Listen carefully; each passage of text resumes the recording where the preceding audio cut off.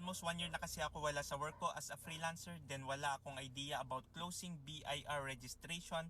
Di kasi ako na-inform how much kaya possible na penalties na wala ko rin ang BIR Certificate of Registration ko.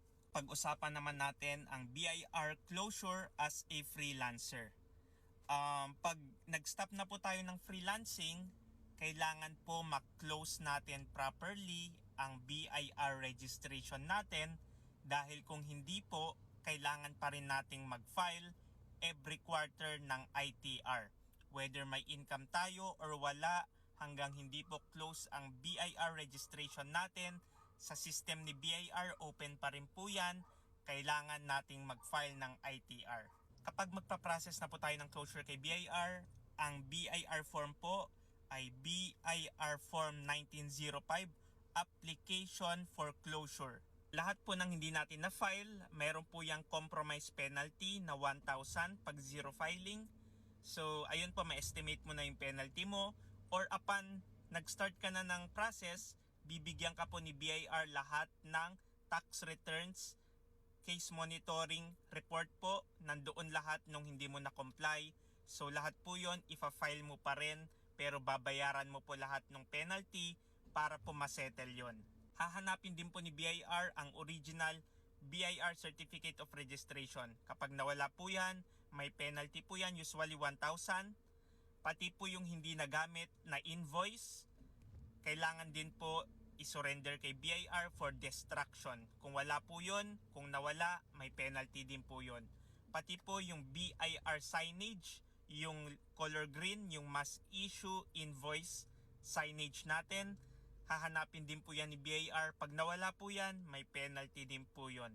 Pati po yung BIR Form 1921, Authority to Print, hahanapin din po yan, saka yung BIR Books of Accounts natin. So if ever nawala mo din yon, meron din po yung corresponding penalties. So ang usual process po nito, pupunta tayo sa BIR Revenue District Office, tapos magpa-process na tayo ng closure using BIR Form 1905. 2 copies ang ating i-fill out, pero i-receive lang po yan ni BIR pag kompleto na po yung requirements natin. So doon po yan magtatagal.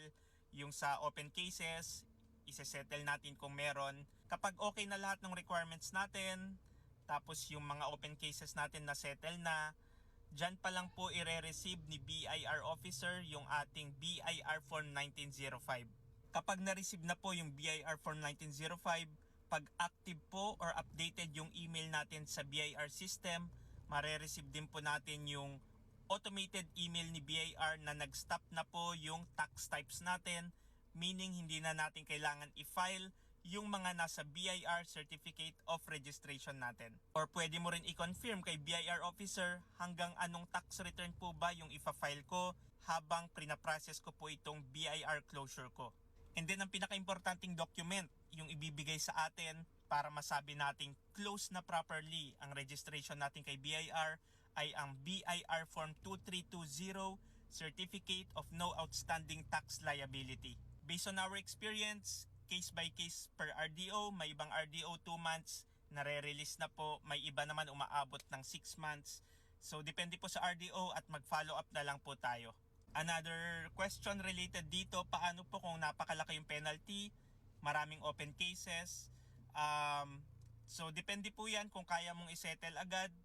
Hindi naman required agad na pag pinakita sa iyo ni BIR yung penalty mo or yung mga open cases mo, na isettle mo agad lahat. So depende po sa budget mo, pwede mong pakonti-konting ayusin ang open cases mo hanggang masara mo properly ang BIR registration mo.